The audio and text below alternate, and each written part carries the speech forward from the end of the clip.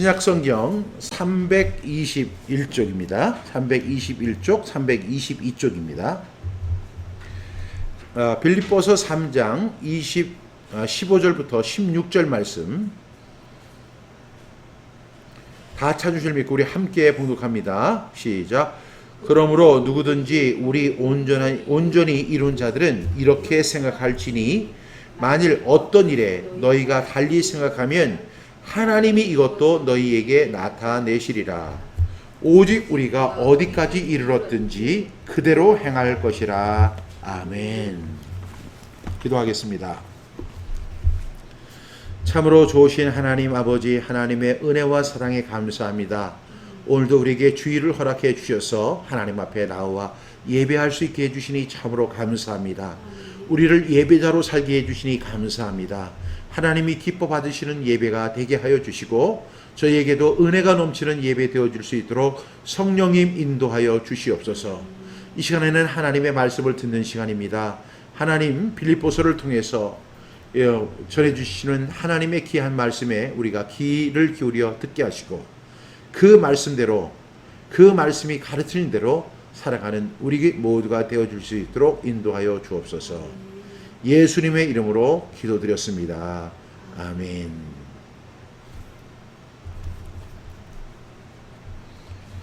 오늘은 빌립보서 3장 15절부터 16절 말씀을 통해서 어쨌든 앞으로 나아가자. 제목이 뭐냐면 어쨌든 앞으로 나아가자. 여러분, 제가 이게 어쨌든 앞으로 나아가자 하는 것은 제 말이 아니에요. 성경의 원어에 보면 오늘 내용이 어쨌든 앞으로 나아가자라는 내용입니다. 물론 개역개정은 그렇게 표현을 하지 않지만 우리가 너무나 잘 아는 세번역이나 또한 공동번역에서는 이렇게 이야기해요. 어쨌든 앞으로 나아가자. 어쨌든 앞으로 나아가자. 이 어쨌든 앞으로 나아가자는 말에는 어떤 뉘앙스가 있어요? 어떤 상황에 부딪히든지 어떤 문제가 있든지 어떤 어려움이 있든지 어떤 갈등이 있든지 간에 뒤로 가지 말고 어디로 가자? 앞으로 나아가자. 저는 우리의 신앙이 어떤 신앙이 되어야 되냐면 앞으로 나아가는 신앙이 되어야 될 줄로 믿습니다. 어쨌든 간에 그것은 어떤 의미를 전제하죠? 뒤로 가는 사람들이 있습니다. 여러분, 우리 주위에 신앙의 퇴보가 이루어지는 사람이 있을까요? 없을까요? 있습니다. 우리 자신을 돌아봐도 그래요. 사도 바울은 우리가 오늘 제가 이 말씀을 읽어드렸잖아요. 사도 바울이 오늘 3장 12절에서 이렇게 이야기합니다. 나는 이것을 이미 얻은 것도 아니며 이미 목표점에 다다른 것도 아닙니다. 그리스도 예수께서 나를 사로잡으셨으므로 나는 그것을 붙들려고 쫓아가고 있습니다. 또는 이미 완전해졌다는 것도 아닙니다. 13절에 이렇게 이야기합니다. 형제자매 여러분, 나는 아직 그것을 붙잡았다고 생각하지 않습니다. 내가 하는 일은 오직 한 가지입니다. 뒤에 있는 것 잃어버리고 앞에 있는 것을 향하여 몸을 내밀면서 이렇게 이야기해요. 여러분, 지금 오늘 제목이 뭐랬죠? 어쨌든 앞으로 나가자. 근데 사도 바울은 13절에서 그래요. 앞에 있는 것을 잡으려고 몸을 내밀었다는 거예요. 여러분, 몸이 가면 모든 것이 함께 하는 거 알잖아요. 운동하기 싫어하는 사람들은 몸이 안 갑니다. 근데 그렇게 가기 싫어도 운동화를 신고 몸을 내디디면 갈 수 있잖아요. 사도 바울의 심정이 바로 그러했다는 거예요. 그래서 13절에 뒤에 있는 것은 잊어버리고, 여러분, 뒤에 있는 것을 자꾸만 생각하면 어떻게 돼요? 사람이 자꾸만 과거 지향적이 되는 거예요. 내가 왕년에 잘 나가는 사람이었어. 내가 왕년에 사업에서 성공했어. 나는 왕년에 운동도 엄청 잘했어. 이렇게 이야기합니다. 근데 제가 TV 프로그램을 보니까 왕년에 축구를 그렇게 잘했다고 그렇게 하는 사람들인데 이 축구하는 거 보니까 너무너무 못하는 거예요. 근데 입만 살아가지고 내가 예전에 축구를 하는데 내가 3골을 넣었어. 2골은 기본이었어. 그런데 지금은 왜 못해요? 이 사람은 뒤로 후퇴한 거죠. 그런 사람들의 특징은 뭐죠? 자꾸만 뒤에 과거 지향적이에요. 옛날 것만 생각을 하는 거예요. 옛날 거. 여러분 옛날에 좋은 거 분명히 있었습니다. 좋은 결과 얻었던 거 분명히 있습니다. 옛날에는 다 이뻤고 옛날에는 다 잘생겼고 옛날에는 다 잘나갔고 어떤 분은 옛날에 껌도 씹었습니다. 그런데요, 그게 중요한 게 아니라는 거죠. 사도 바울은 이렇게 뒤에 있는 것은 잊어버린다. 왜냐하면 우리는 과거로 돌아갈 수가 없거든요. 과거로 돌아갈 수 없는데 자꾸만 뒤에 있는 거 생각하면 뭐래? 왕년에 내가 뭐 운동을 잘했어. 내가 왕년에 공부를 잘했어. 내가 뭐 왕년에 뭐 그런 사람들의 특징이 뭔지 알아요? 그런 사람들을 세상 사람들이 뭐라고 부르냐면 꼰대 의식이다. 이렇게 이야기를 합니다. 그런 의식 버리시기 바랍니다. 세상 사람들도 그런 거 싫어해요. 그런데 사도 바울은 지금 로마 감옥으로 지금 추정되는 장소에서 그렇게 얘기하는 거예요. 나는 뒤에 있는 거 다 잊어버린다. 그렇게 뒤에 있는 거, 과거에서 그렇게 화려했던 전적을 자랑하는 사람이 바로 사도 바울이었습니다. 그런데 사도 바울이 뭐라고 이야기를 하냐면 나는 내게 이루었던 것은 무엇이든지 그리스도 때문에 해로운 것으로 여기게 되었습니다. 그 이전에 뭐 좋은 가문에서 태어나고 좋은 뭐 가말리엘 문화생이고 그리고 뭐 참 여러 가지 좋은 학년들이 있었잖아요. 그리고 로마 시민권을 가지고 있고 그런 좋은 뭐 배움을 가지고 있고 뛰어난 머리를 갖고 있고 그런데 그런 것이 중요하죠. 어떤 사람에게 과거지향적인 사람에게는. 근데 사도 바울은 어떤 사람이에요? 미래지향적인 사람이에요. 천국지향적인 삶을 살아가는 사람이었습니다. 그래서 나는 내게 이루었던 것, 옛날에 그 이루었던 것은 무엇이든지 이렇게 이야기하면 무엇이든지 그리스도 때문에 해로운 것으로 여기게 되었습니다. 여러분 이 사도 바울의 고백이 저의 고백이 되고 여러분의 고백이 되었으면 좋겠어요. 여러분 예전에 이루었던 것도 정말로 그 이루은 것 나빴던 것이 아니에요. 해로운 것이 아니라 이루었던 것들조차도 그리스도 그 은혜와는 비교할 수 없기 때문에 그렇습니다. 8절에서 이렇게 사도 바울은 이야기합니다. 그뿐 아니라 내 주 예수 그리스도를 아는 지식이 가장 고귀하므로 내 주 예수 그리스도를 아는 지식이 가장 고귀하다. 여러분 예수님을 아는 지식이 그렇게 고귀한 거예요. 제임스 패커 박사님이 쓴 그리스도를 아는 지식이라는 책을 보게 되면 그 제임스 패커 박사가 이렇게 얘기를 해요. 이 세상에서 수많은 학문들이 있고 수많은 갈래 길이 있지만 예수 그리스도를 아는 것이 가장 위대한 길이고 예수 그리스도를 아는 것이 가장 위대한 지식이다라고 제임스 패커 교수님은 이야기를 했어요. 그리스도를 아는 지식이라는 책에 보면 참 우리에게 은혜가 되는 말씀이 많이 있습니다. 그런데 이 근거를 제시한 사람이 누구죠? 바로 사도 바울입니다. 내 주 예수 그리스도를 아는 지식이 가장 고귀하므로 나는 그 밖에 모든 것을 해로 여깁니다.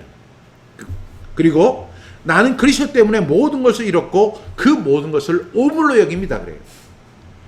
그래서 지난주에 우리 설교 제목이 뭐였었죠? 아직도 기억 못하시죠? 일주일만 지나면 다 잃어버리는 것이 우리 손해보자는 거예요. 손해보자고 했잖아요. 그런데 사도 바울은 그리스도 때문에 모든 것을 잃었고 그 모든 것을 오물로 여깁니다. 그런데 그 조건이 있어요. 그러면서 사도 바울이 바로 붙여 쓴 이야기가 뭐냐면 나는 그리스도를 얻고 그리스도를 얻고자 하는 마음이 있었던 거예요. 그리고 그리스도 안에 있는 사람으로 인정받으려고 합니다. 그러니까 사도 바울의 몸부림이 있었죠. 그 몸부림이 뭐냐? 그리스도를 얻는 것 그리고 뿐만 아니라 그리스도 안에 있는 사람으로 인정받는 것이 사도 바울의 아주 몸부림이었고 갈망이었습니다. 그런데 사도 바울은 계속해서 이야기하죠. 나는 율법에서 생기는 나 스스로의 의가 아니라 그리스도를 믿는 믿음으로 말미암아 오느니 곧 믿음의 근거예요. 하나님께서 오는 의를 얻으려고 합니다. 그것은 사도 바울이 아직 의인이 되지 않았다는 얘기가 아닙니다. 그 다음 말씀에 보니까 내가 바라는 것은 그리스도를 알고 그분의 부활의 능력을 깨닫고 그분의 고난에 동참하며 그분의 죽으심을 본받는 것입니다. 여러분 다 본받아야 되는데 그 죽음까지도 본받는다고 하는 걸 보면 얼마나 사도 바울이 예수 그리스도를 사랑했는지를 몰라요. 여러분 이런 이야기 하잖아요. 정말로 사랑하는 사람끼리는 이런 이야기를 한다고 그래요. 우리 죽을 때 같이 죽자 이런 얘기 한대요. 왜? 그 사람과 시작도 같이 하고 싶지만 끝도 같이 하고 싶은 것이 사랑하는 마음이거든요.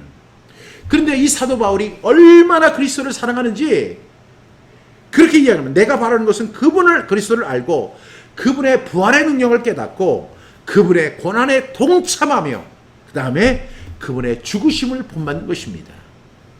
여러분, 저는 이것을 보면서 야, 박 목사의 신앙은 진짜 어린아이 신앙이다. 완전 초보 신앙이다. 완전 유아기적 신앙이다. 사도 바울은 내가 바라는 것은 그리스도를 알고 그분의 부활의 능력을 깨닫고 그분의 고난에 동참하며 그분의 죽으심을 본받는 건데, 저는 어쩌면 역주행을 하고 있는지도 몰라요. 그리스도를 알려고도 하지 않고 그분의 부활의 능력을 깨달으려고 하지도 않고 그분의 고난을 회피하려고 하고, 그리고 그분의 죽으심에 예수님 죽으셨으니까 나는 안 죽으려고 이렇게 하는 모습이 제 모습인 것 같아요. 우리가 갈라디아서 2장 20절을 날마다 고백하잖아요. 내가 그리스도와 함께 십자가에 못 박혔나니 그런즉 이제는 내가 그리스도와 함께 죽었다는 거예요.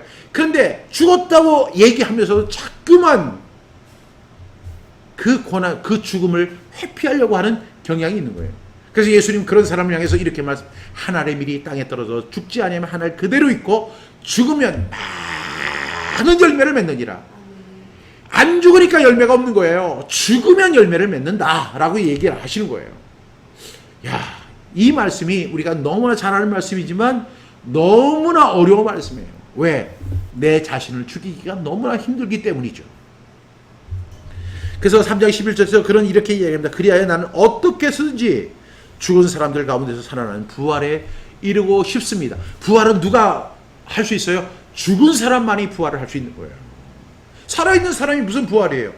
죽은 사람만이 부활을 할 수 있는 거예요. 그래서 그 그리스도의 부활에 참여하고 싶다는 것이 사도 바울의 진정한 소망이었던 것입니다. 그러면서 12절에 그렇게 이야기하죠. 나는 이것을 이미 얻은 것도 아니며 이미 목표점에 다다른 것도 아닙니다. 그리스도 예수께서 나를 사로잡으셨으므로 나는 그것을 붙들려고 쫓아가고 있습니다. 또는 이미 완전해졌다는 것도 아닙니다. 형제자매 여러분, 나는 아직 그것을 붙들었다고 생각하지 않습니다. 내가 하는 일은 오직 한 가지입니다. 뒤에 있는 것 잊어버리고 앞에 있는 것을 잡으려고 몸을 내밀면서, 어떻게 하라고요? 몸을 내밀면서. 어떻게? 앞을 향해서. 14절, 그리스도 예수 안에서 하나님이 의해서 부르신 그 부르심의 상을 받으려고 목표점을 바라보고 달려가고 있습니다. 이것이 사도 바울의 고백입니다. 그러면서 오늘 15절을 이렇게 시작합니다. 그러므로 누구든지 우리 온전히 이룬 자들은 이렇게 생각할지니 만일 어떤 일에 너희가 달리 생각하면 하나님이 이것도 너희에게 나타내시리라. 무슨 얘기인지 이해되세요? 공동번역은 이렇게 이야기합니다. 그러므로 믿음이 성숙한 사람은 모두 이와 같은 마음가짐으로 살아가야 합니다. 지금 이렇게 이야기합니다. 사도 바울은 지금까지 14절까지 자기가 어떠한 삶을 살아가는지를 얘기했죠. 그런 다음에 15절에서 얘기를 하는 거예요. 그러므로 여러분이 믿음이 성숙하다고 생각하세요?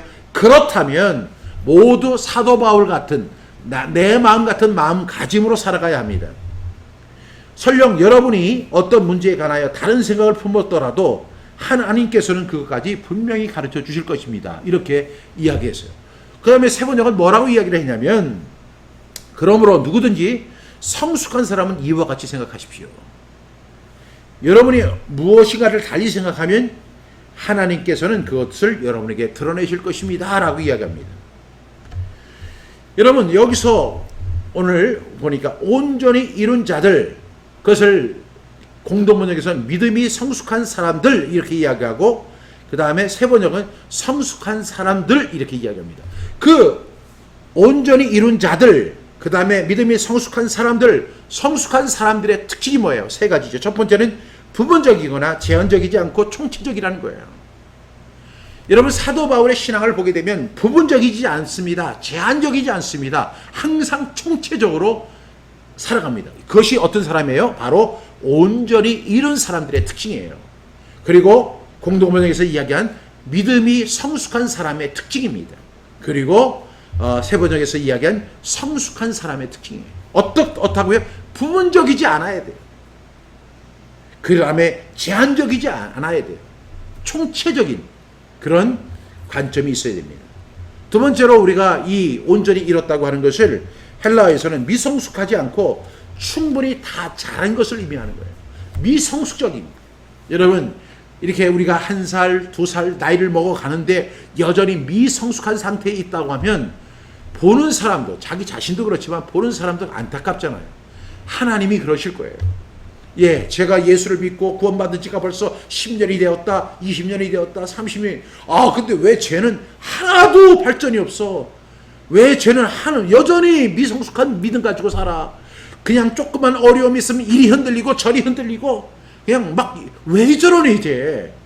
쟤를 위해서 내가 분명히 하나님의 말씀, 이 성경책을 주고 그 말씀대로 따라오라고 내가 지침을 줬는데도 그냥 어려운 일 생길 때마다 성경은 하나님 말씀을 의지하지 않고 그냥 지 생각대로 이리 흔들리고 저리 흔들리고 마치 바람에 나는 요동같이 크게 치는 이런 사람들은 어떤 사람이에요? 온전히 이룬 사람이 아니라는 거예요. 여러분 자신 한번 돌아보세요. 제 자신 한번 돌아봅니다.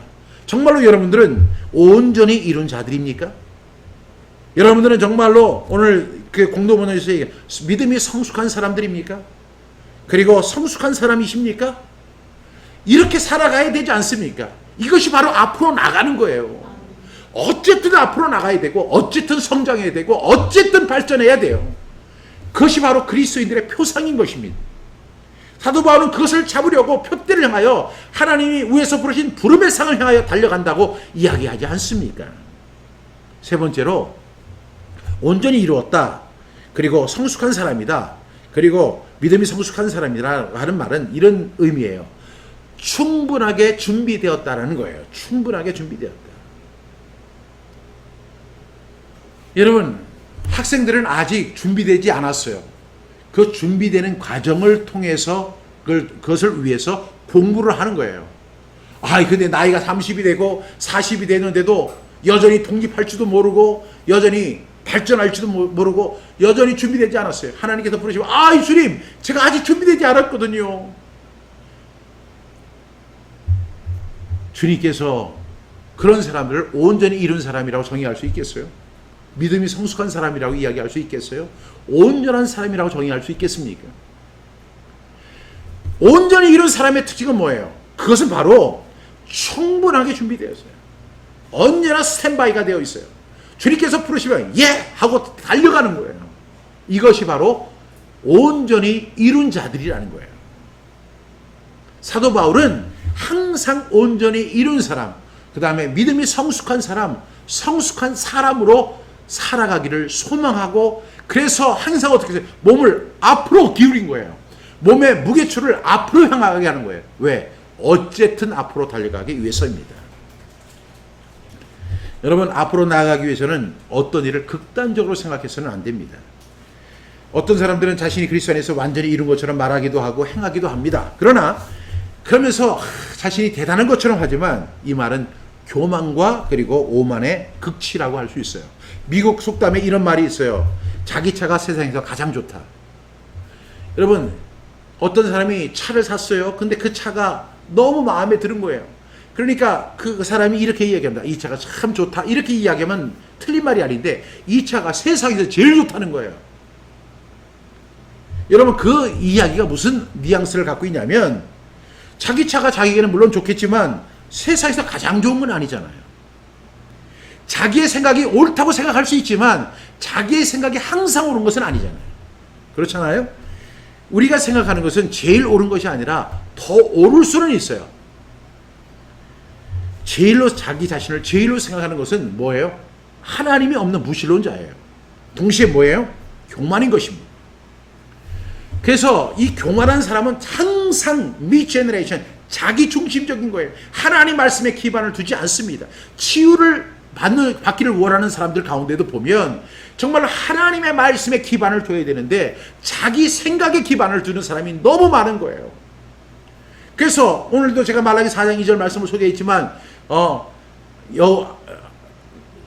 내 이름을 경외하는 너희에게는 공의로운 해가 떠올라서 치료하는 강설을 비추니 너희가 나가서 외양간에서 나온 송아지같이 뛰리라. 이렇게 얘기하는데 거기서 뭐 송아지같이 뛰는 거에만 완전히 그냥 온 포커스를 두는 거예요. 거기에 무게 중심을 두는 거예요. 하나님의 의도는 그게 아니잖아요. 하나님의 의도는 뭐예요? 내 이름을 경외하기를 원하는 거예요. 하나님의 말씀 앞에 순종하기를 바라는 거예요. 하나님의 말씀대로 살아가기를 바라는 거예요. 하나님의 생각으로 가득 차기를 바라는 거예요. 하나님의 방식을 따라가기를 바라는 거예요. 그게 하나님이 원하신 거잖아요. 그런데 그것은 다 배제하고 공의로운 해가 떠오르서 치료하는 강설을 비추리니 나가서 뭐 외양간에 나온 송아지같이 뛰래. 여기에만 포커스를 두니까 뭐가 빠졌어요? 정말로 핵심이 빠진 거예요. 그러면서도 왜 하나님 나에게 이런 치유를 허락해 주지? 하나님은 치유하시는 하나님이라니까요. 근데 그 치유하시는 하나님을 왜 인간의 생각으로 제한시키냐 하는 거예요. 이것이 누구의 모습이에요? 저의 모습이고 여러분의 모습일 수 있다는 것이죠. 여러분, 아담과 하와가 내가 하나님같이 된다는 그 사탄의 유혹에 빠져가지고 선악과를 따먹고 범죄하게 됩니다. 교만이에요. 하나님과 같이 되겠다? 사탄은 예수님에게 하나님의 성산에 올라 지극히 높은 자와 같이 되리니 하고 이렇게 하다가 결국은 사탄이 어떻게 됐어요? 추방되었다라고 이사야서 14장 13절부터 15절에서 이야기합니다. 사탄이 출현하는 배경에 대해서 이사야서가 이야기를 하는 거예요. 헤롯이라는 사람이 단성해서 백성들에게 연설을 하게 됐습니다.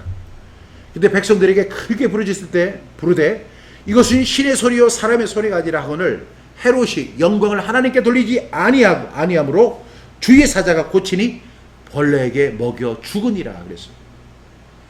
글쎄 뭐 자기가 하니까 뭐 사람들이 대단하다. 예를 들어서 박종식 목사 대단하다 하니까 그냥 우쭐해가지고 자기가 잘나는 줄 알고 와 이게 내가 이런 사람이야. 하나님 그거 싫어하시는 거예요. 그건 하나님을 대적하는 행위예요. 하나님을 배제하는 행위입니다. 이렇게 이러한 교만을 버리고 정말로 하나님 말씀 앞에 나아갈 수 있도록 앞으로 나아가는 저와 여러분 되기를 간절히 축복합니다. 계속 이렇게 이야기하죠. 만일 어떤 일에 너희가 달리 생각하면 하나님이 이것도 너희에게 나타내시리라. 여러분, 바울은 모든 사람의 생각이 자기 생각과 같다고 생각하지 않았습니다. 하지만 그런 사람들의 만일 문제의 진실을 알기 원하면 하나님께서는 그것조차도 가르쳐 주실 것이다 라고 이렇게 이야기하고 있다는 것입니다. 그러니까 자기 주장에만 사로잡히지 말고 하나님께서 가르쳐 주시는 지혜를 구하는 저와 여러분 되시기를 간절히 바랍니다. 16절입니다. 오직 우리가 어디까지 이르렀든지 그대로 행할 것이다 이렇게 이야기합니다. 근데 공동번역에 뭐라고 되어 있냐면 어쨌든 우리가 이미 이룬 것을 바탕으로 해서 다 같이 앞으로 나아갑시다 이렇게 공동번역은 번역하고 있어요. 세번역은 뭐라고 번역하냐면 어쨌든 우리가 어느 단계에 도달했든지 그 단계에 맞춰 행합시다 이렇게 이야기합니다. 그래서 오늘 설교 제목이 뭐라고 했죠? 어쨌든 앞으로 나아가자. 어쨌든 앞으로 나가자. 번역이 제일 잘 된 것이 제 생각에는 공동번역이 번역이 제일 잘 된 것 같아요. 이 말씀에 대해서는 어쨌든 우리가 이미 이룬 것을 바탕으로 해서 다 같이 앞으로 나아갑시다. 저 혼자만 그런 게 아니라 저와 여러분 모두가 다 같이 앞으로 나아갑시다. 그런데 이 성경 말고 흥정명 성경이 있죠. 거기에는 이렇게 돼 있어요. 그럼에도 불구하고 우리가 이미 도달한 곳에서 같은 규칙에 따라 걷고 같은 것을 생각할지니라 이렇게 이야기합니다. 이 얘기는 무슨 얘기냐면 앞으로 나아가기 위해서는 동일한 규칙을 갖고 있어야 한다는 것입니다. 같은 규칙에 따라 행하고 같은 것을 생각해야만 우리가 나아가다는 것이죠.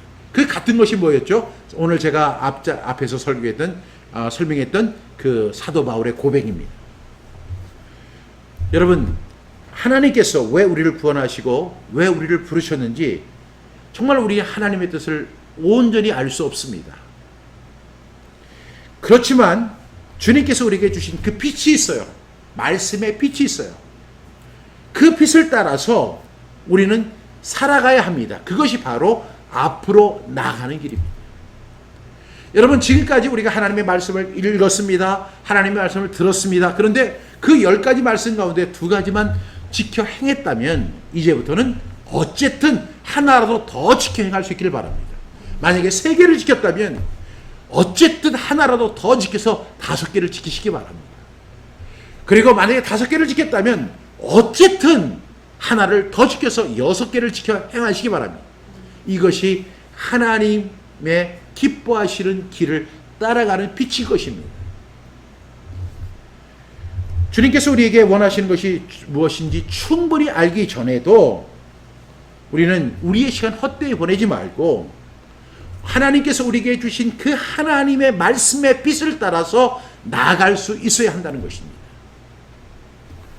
오늘 저는 이렇게 설명하고 싶어요. 뒤로 가지 말고 후퇴하지 말고 자기 생각에 사로잡혀서 과거 지향적이지 말고 우리는 미래 지향적으로 살자. 천국 지향적으로 살자. 여러분, 제가 이렇게 이야기를 하는 것은 분명한 이유가 있어요. 왜냐하면 우리가 여기서 이 세상에서 200년, 300년, 500년, 1000년을 살 수 있다면 제가 이런 얘기 안 해요. 여러분도 알고 저도 알지만 우리는 여기서 100년 살기도 힘든 세상이에요. 어차피 우리에게는 영원한 삶이 있어요. 그것이 영생이든지 영벌이든지 우리는 영생의 삶을 살아야 하지 않습니까? 주님과 함께 영생의 삶을 살기 위해서는 우리에게 주어진 시간 동안에 우리는 어떻게 몸을 앞으로 내밀면서 앞을 향해서 나아가는, 그래서 하나님 말씀을 하나하나도 더 지켜 행하면서 그 말씀의 빛을 따라서 더 결단하고 더 순종하며 나아가는 저와 여러분 될 수 있기를 간절히 바랍니다. 왜 사도 바울이 오늘 이 말씀을 했는 줄 아세요? 그렇지 않은 사람이 있기 때문입니다. 그렇지 않은 사람들, 하나님의 영광, 말씀의 빛을 따라가는 사람이 아니라 자기의 배를 따라가는 사람이 있고 자기의 신을 섬기는 사람이 있고 자기의 영광을 구하는 사람이 교회 안에 있기 때문에 사도 바울이 어쨌든 앞으로 나가자라고 이렇게 우리에게 권고하고 있는 것입니다. 다음 시간을 기대해 주시기 바랍니다. 기도하겠습니다. 하나님 아버지, 감사합니다. 우리는 부족하고 우리는 다 알지 못하고 우리는 다 깨닫지 못하고 우리는 다 하나님의 뜻이 무엇인지 모르지만 말씀의 빛을 따라서 나아가는, 앞으로 나아가는, 뒤를 돌아보지 않는 사람 되게 하시고 앞을 향해서 천국을 바라보며 앞으로 몸을 내밀면서 나아가는 우리 모두가 되게 하여 주시옵소서. 예수님의 이름으로 간절히 기도했습니다. 아멘.